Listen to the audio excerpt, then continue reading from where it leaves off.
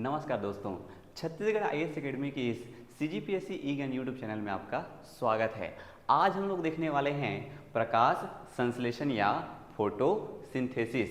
तो जैसे कि आपको पता है कि छत्तीसगढ़ में टीचर भर्ती होने वाला है और उनमें से एक महत्वपूर्ण टीचर है जिसका नाम है सहायक शिक्षक विज्ञान प्रयोगशाला। और सहायक शिक्षक विज्ञान प्रयोगशाला के सिलेबस में आपको देखने को मिलेगा बायोलॉजी, फिजिक्स और केमिस्ट्री। तो यहाँ से सवाल ज़्यादा बनते हैं और उस बायोलॉजी में भी एक टॉपिक है आपका प्रकाश संश्लेषण और यहाँ से जो है सवाल आपको देखने को मिलते हैं। हाल फिलहाल की जो एग्ज़ाम हुए हैं उसमें भी आपको प्रकाश संश्लेषण वाले टॉपिक से सवाल देखने को मिलेंगे। तो आज हम लोग इसी टॉपिक को जो है डिटेल में चर्चा करेंगे कि किस किस प्रकार से और कहाँ कहाँ से क्वेश्चन बनते हैं। नॉर्मली यहाँ से जो भी क्वेश्चन बनते हैं वो बहुत ज़्यादा बिखरा हुआ है, फैला हुआ है, तो उसको हम लोग एक क्रम में जमाने की कोशिश करेंगे, स्टेप बाय स्टेप याद करने की कोशिश करेंगे, जिससे कि आपको याद करने में या जिससे कि आपको रिकॉल करने में उसको आसानी हो सके। देखिए, तो सबसे पहले तो हम लोग यही देखेंगे कि भैया प्रकाश संश्लेषण होता क्या है। तो सबसे पहले देखेंगे कि प्रकाश संश्लेषण होता क्या है। तो प्रकाश संश्लेषण होता क्या है उसमें याद रखना है कि जब पौधे जो है वह जल और कार्बन डाइऑक्साइड, ये जल है और ये है कार्बन डाइऑक्साइड, तो जब पौधे जल और कार्बन डाइऑक्साइड का क्या करते हैं, उपयोग करते हैं, और उपयोग करके किसकी उपस्थिति में उपयोग करते हैं, तो प्रकाश की उपस्थिति में उपयोग करते हैं और क्लोरोफिल की उपस्थिति में उपयोग करते हैं। तो क्लोरोफिल तो आपको पता ही है ना जी, पौधे के हरे भागों में जो वर्णक पाए जाते हैं उसको बोलते हैं क्लोरोफिल। तो पौधे जल और कार्बन डाइऑक्साइड का प्रयोग करके प्रकाश और क्लोरोफिल की उपस्थिति में जब भोजन बनाते हैं C6H12O6, तो उसको क्या बोलते हैं, प्रकाश संश्लेषण। ये है ग्लूकोज। और क्या बनाते हैं, तो इसमें ऑक्सीजन गैस बाहर होती है और क्या बनता है, तो हमको पानी देखने को मिलेगा। इसको अगर संतुलित करेंगे तो यहाँ से 12 हो जाएगा ये, और फिर यहाँ पे ये 6 और यहाँ पे ये 6 देख लेते हैं। अच्छा, इसमें भी 6 आएगा, चलो इसको थोड़ा देख लेते हैं। हाँ, कार्बन इधर 6 है, देख लीजिए, तो यहाँ पे भी कार्बन 6 कर लेते हैं ये। अब देखिए, तो कार्बन इधर 6 हो गया, इधर भी कार्बन 6 है, इधर ऑक्सीजन कितना है, तो ये 2 और ये 6, मतलब 6 दूनी 12 और यहाँ पे 12, तो 12 12 24 इधर हो गया। इधर ऑक्सीजन है 6 और यहाँ पे 6 दूनी 12, तो 12 और 6 18 और यहाँ पे 6 है तो 24। वैसे ही हाइड्रोजन देख लीजिए, तो इस साइड हाइड्रोजन है 12 दूनी 24 और यहाँ पे 1 12 और यहाँ पे 6 दूनी 12, तो 12 12 इधर भी 24। तो इस प्रकार समीकरण हमारा संतुलित हो गया। तो पहले आपको बोलेगा कि भैया प्रकाश संश्लेषण होता क्या है। तो प्रकाश संश्लेषण वह क्रिया है जिसमें पौधे जल और कार्बन डाइऑक्साइड का उपयोग करते हैं प्रकाश और क्लोरोफिल की उपस्थिति में, और बनाते क्या है, तो भोजन। इसको बोलते हैं प्रकाश संश्लेषण। चलिए, उसके बाद देखते हैं इसके लिए क्या उपयुक्त वातावरण होना चाहिए। तो उपयुक्त वातावरण आपको देखना है कि क्या जो है वह इसके लिए फेवरेबल कंडीशंस होने चाहिए, जिससे कि प्रकाश संश्लेषण की जो क्रिया है वो स्मूथली हो सके। तो पहला याद रखना है आपको तापमान के बारे में कि भैया प्रकाश संश्लेषण के लिए तापमान कितना होना चाहिए। तो तापमान होना चाहिए 25 सेंटीग्रेड से लेके 35 सेंटीग्रेड तक। ठीक है, तापमान कितना होना चाहिए, 25 से लेके 35 सेंटीग्रेड तक। लेकिन अगर दूसरे कंडीशन में देखें या कभी ये तापमान बढ़ जाए तो क्या होगा, तो जब तापमान अधिक हो जाएगा तो प्रकाश संश्लेषण की क्रिया रुक जाती है और उसी को क्या बोलते हैं, तो उसी को बोलते हैं सोलेराइजेशन। तो एक शब्द याद रखना है आपको, सोलेराइजेशन। और सोलेराइजेशन क्या है, तो प्रकाश की मात्रा अधिक होने पर, या बोल सकते हैं तापमान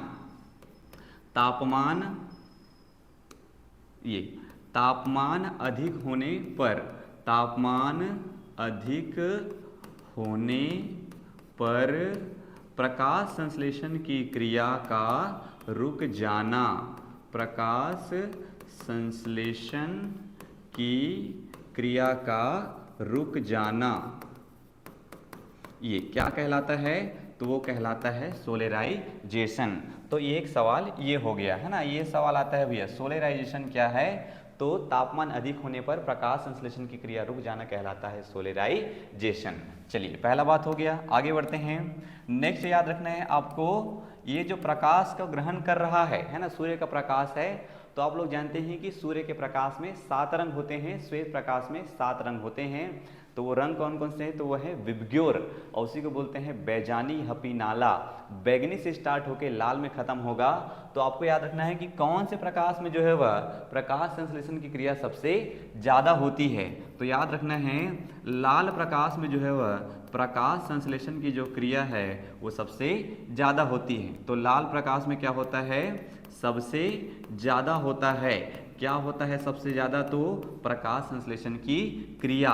जबकि हरा जो प्रकाश है ना, सेकंड बात याद रखना है, हरा प्रकाश में सबसे कम। तो लाल प्रकाश में जो है वह प्रकाश संश्लेषण की क्रिया सबसे ज़्यादा होती है, जबकि हरे प्रकाश में सबसे कम होती है। और चौथा बात याद रखना है नीला प्रकाश, ठीक है जी, नीला प्रकाश। और नीला प्रकाश का क्या होता है? तो नीला प्रकाश का सबसे ज़्यादा अवशोषण होता है, सबसे ज़्यादा अवशोषण होता है। तो ये 4 सवाल आपके बनते हैं, बिल्कुल क्रम से याद रखना है कि तापमान कितना होना चाहिए? तो 25 से 35 सेंटीग्रेड। जबकि लाल प्रकाश में प्रकाश संश्लेषण की क्रिया सबसे ज़्यादा होती है, जबकि हरे प्रकाश में सबसे कम होती है। जबकि पौधे के द्वारा कौन से प्रकाश को सबसे ज़्यादा अवशोषित किया जाएगा या कौन से प्रकाश का सबसे ज़्यादा अवशोषण होता है बोला जाएगा, तो याद रखना है आपको नीला प्रकाश। चलिए आगे बढ़ते हैं। तो पहले क्या होता है, उसके बाद उपयुक्त वातावरण, उसके बाद कहाँ होता है। ठीक है जी, कहाँ होता है, ये कहाँ होता है, या इसका लोकेशन की बात करें, कहाँ हो रहा है भैया प्रकाश संश्लेषण की क्रिया। तो हम लोग जानते हैं सामान्यतः पौधे के जो भी हरे भाग होते हैं वहाँ हमको प्रकाश संश्लेषण की क्रिया देखने को मिलती है, क्योंकि हरे भाग में ही क्या मिलेगा? क्लोरोफिल मिलेगा, और क्लोरोफिल जिसमें मिलेगा वही तो प्रकाश संश्लेषण होगा। तो क्या बोल सकते हैं? बोल सकते हैं सामान्यतः पौधे के हरे भागों में, सामान्यतः पौधे के हरे भागों में, ठीक है जी। ये लेकिन ये इतना ऊपरी नहीं पूछेगा भैया, थोड़ा सा डीप जाएगा। तो सामान्यतः पौधे के हरे भागों में, लेकिन भागों में भी कौन से भाग में ज़्यादा होगा? तो भागों में भी कौन से भाग में ज़्यादा होगा? तो पत्ती वाले रीजन में ज़्यादा होगा। और पत्ती क्या है? पौधे का एक अंग है। तो आपको बोले कि नॉर्मली प्रकाश संश्लेषण की क्रिया कहाँ होती है, तो आपको बताना है कहाँ होती है। सामान्यतः पौधे के हरे भाग में होती है। लेकिन अंग पूछ ले आपसे तो अंग में बताना है कहाँ होता है? पत्ती में होता है। लेकिन आपको पता है कि अंग किससे मिलके बने होते हैं? तो अंग मिलके बने होते हैं ऊतकों से। तो मान लीजिए अगर आपको ऊतक पूछ ले कि कौन से ऊतक में जो है वह आपको प्रकाश संश्लेषण की क्रिया होती है, तो आपको बताना है ऊतक का नाम, और ऊतक का नाम है क्लोरेनकाइमा, क्लोरेनकाइमा, ऐसा करके। तो आपको बताना है ऊतक का नाम क्लोरेनकाइमा। और एक और ऊतक है जिसका नाम है मेसोफिल टिश्यू। ये मेसोफिल टिश्यू, टिश्यू का मतलब ऊतक ही होता है। तो एक तो आपको बताना है क्लोरेनकाइमा ऊतक और एक बताना है मेसोफिल ऊतक। तो क्लोरेनकाइमा ऊतक नॉर्मली पौधे के वो सारे भागों में पाए जाएंगे जहाँ पौधे के हरे हिस्से हैं, जबकि ये जो मेसोफिल ऊतक है वो केवल और केवल देखने को मिलेगा आपको पत्ती वाले भाग में, है ना। ये कहाँ देखने को मिलेगा? तो केवल और केवल पत्ती वाले भाग में देखने को मिलेगा। चलिए आगे बढ़ते हैं। तो नॉर्मल बोले तो सामान्यतः पौधे के हरे भागों में, अंग पूछ ले तो पत्ती बताना है, अगर ऊतक पूछ ले आपसे तो क्लोरेनकाइमा बताना है। लेकिन आपको पता होगा कि भैया ये जो ऊतक है, ये जो ऊतक है वो किससे मिलकर बना होता है? तो ऊतक मिलकर बना होता है कोशिका से। ऐसा करके आप लोग पढ़े होंगे कि कोशिका से मिलकर बनता है ऊतक और ऊतक से मिलकर बनता है अंग। तो कोशिका बोले तो कौन सी कोशिका? तो कोशिका में याद रखना है आपको खंभ कोशिका। अगर कोशिका पूछ ले तो आपको बताना है खंभ कोशिका। और इसी खंभ कोशिका को बोलते हैं पैलीशेड सेल। ये इसी को खंभ कोशिका को क्या बोलते हैं? पैलीशेड सेल। तो सामान्यतः पौधे के हरे भागों में, अंग पूछ ले तो पत्ती, ऊतक पूछ ले तो क्लोरेनकाइमा और मेसोफिल ऊतक, और कोशिका पूछ ले तो खंभ कोशिका। और हम लोग जानते हैं कि इस कोशिका के अंदर क्या होता है? तो इस कोशिका के अंदर होता है कोशिकांग। भाई कोशिका के अंदर भी जो छोटे छोटे अंग होते हैं उनको बोलते हैं कोशिकांग। और अगर आपसे पूछ ले कि कौन से कोशिकांग में होता है, तो कोशिकांग का नाम है क्लोरोप्लास्ट। ये कोशिकांग का क्या नाम है? क्लोरोप्लास्ट। और इसी क्लोरोप्लास्ट में पाया जाता है, इसी क्लोरोप्लास्ट में प्रेजेंट होता है। और क्या होता है? तो क्लोरोफिल। जो हम लोग इतना टाइम से देख रहे हैं क्लोरोफिल, तो ये क्लोरोफिल कहाँ पाया जाता है भैया?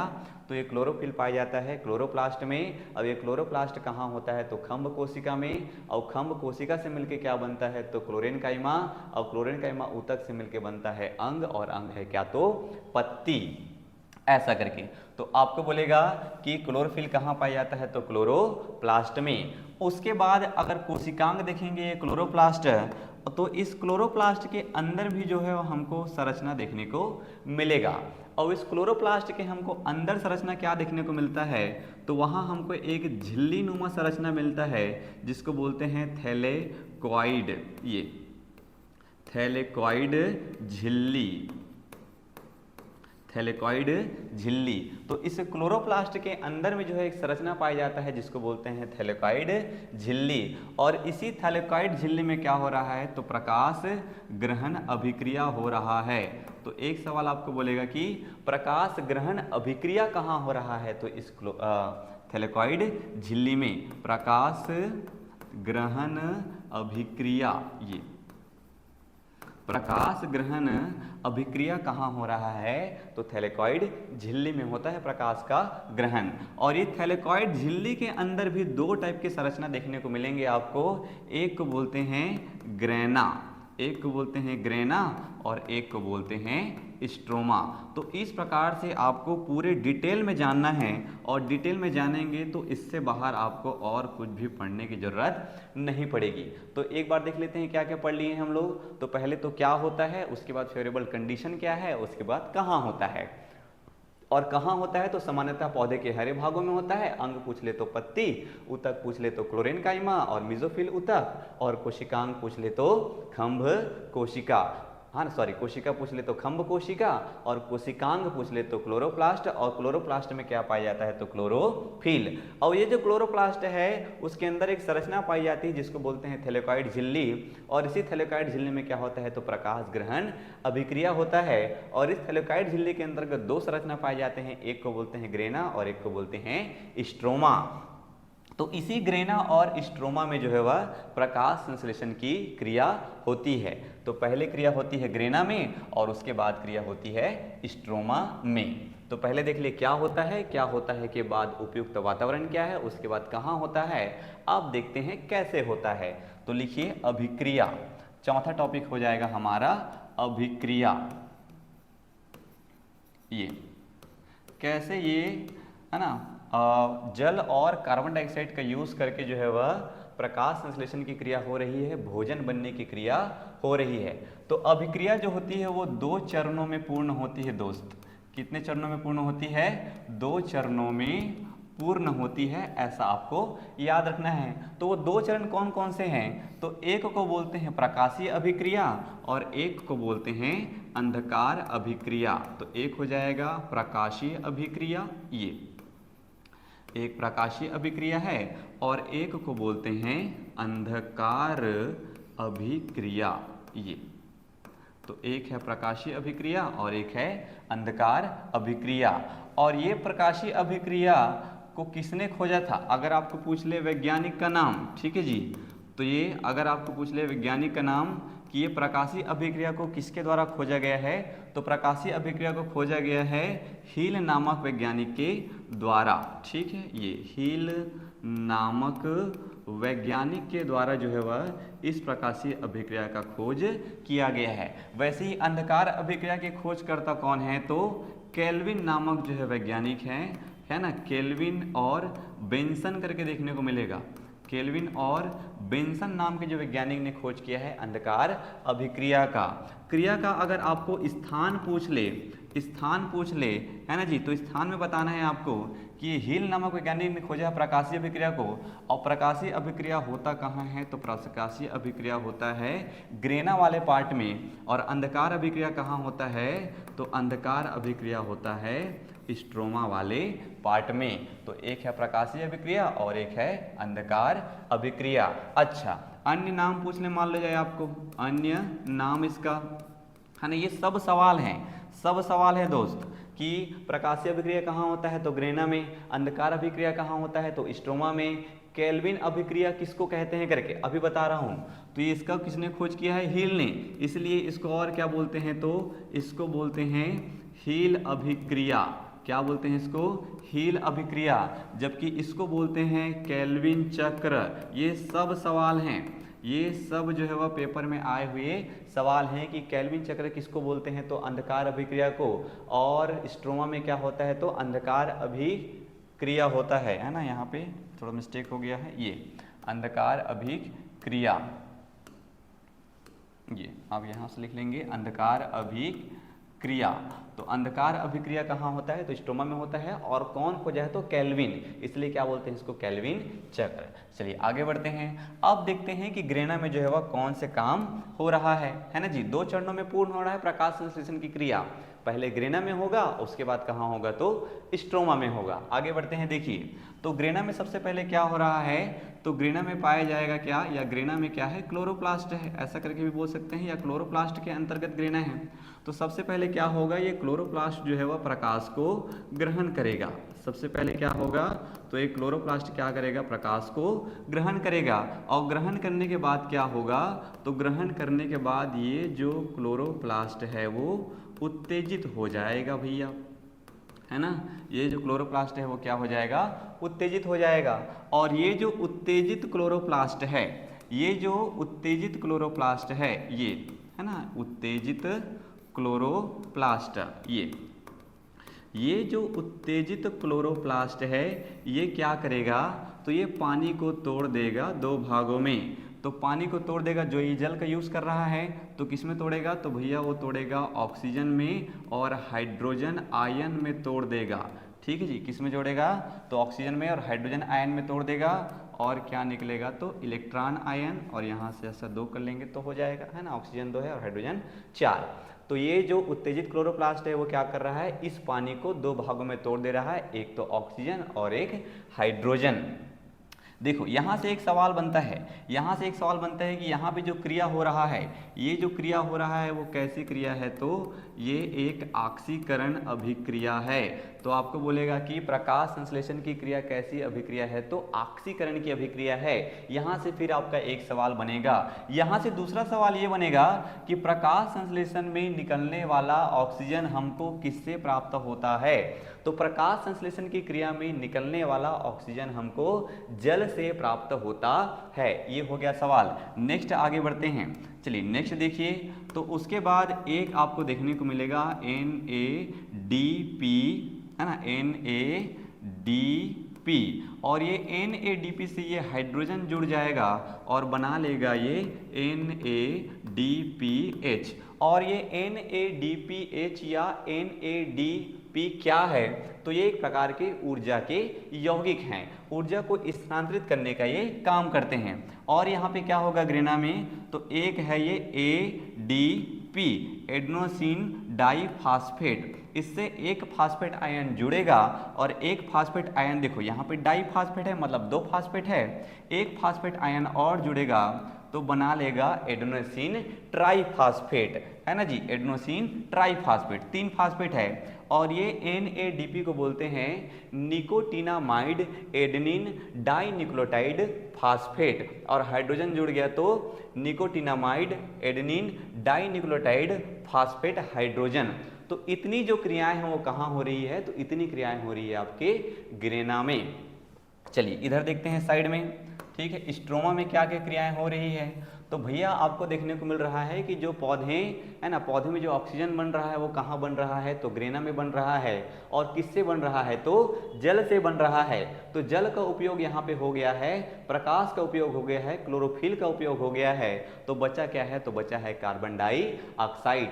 और कार्बन डाइऑक्साइड का उपयोग कहाँ होगा तो कार्बन डाइऑक्साइड का उपयोग देखने को मिलेगा अपने को स्ट्रोमा में। तो यहाँ पे देखेंगे तो हमको देखने को मिलेगा ये कार्बन डाइऑक्साइड, और कार्बन डाइऑक्साइड जो है वह एक यौगिक की उपस्थिति में जिसको बोलते हैं रुबिलोज बाइफास्फेट, क्या बोलते हैं, रूबिलोज बाइफास्फेट एक प्रकार का यौगिक है। इसकी उपस्थिति में ये जो कार्बन डाइऑक्साइड होता है ये बदल जाता है 6 कार्बन वाले यौगिक में। ठीक है, ये बदल जाता है 6 कार्बन वाले यौगिक में। और ये जो 6 कार्बन वाला यौगिक है ये कैसा होता है, तो ये होता है अस्थायी, है ना जी। ये जो 6 कार्बन वाला यौगिक है वो अस्थायी होता है, बहुत ही जल्दी टूट जाता है। तो ये जो 6 कार्बन वाला यौगिक है, 6 कार्बन वाला यौगिक, ये जो 6 कार्बन वाला यौगिक है वो बहुत ज़्यादा अस्थायी है और जल्दी ही ये एक एंजाइम की उपस्थिति में, जिसका नाम है रूबिस्को एंजाइम, ये क्या नाम है इसका, रूबिस्को एंजाइम।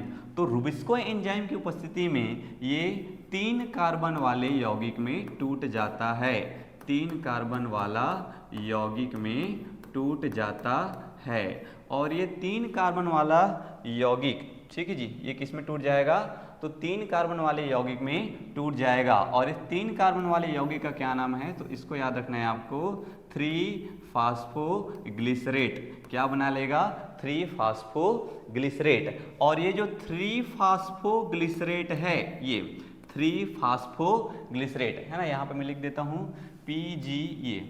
PGA का मतलब क्या है, तो फास्फोग्लिसरेट, ये फास्फोग्लिसरेट, ये फास्फोग्लिसरेट, PGA का मतलब होता है फास्फोग्लिसरेट। और ये जो 3-फास्फोग्लिसरेट है ना जी, ये आगे जो है वह NADPH जो यहाँ पे बना हुआ है, NADPH, और क्या बना हुआ है यहाँ पे, तो यहाँ पे बना हुआ है ATP, इसका उपयोग करेगा। और ये जो 3-फास्फोग्लिसरेट है ये बना लेगा, है ना जी, ग्लिसरेल्डिहाइड, ये G है ना, ये G है और ये भी G है भैया, ठीक। तो ये बना लेगा ग्लिसरेल्डिहाइड 3-फॉस्फेट।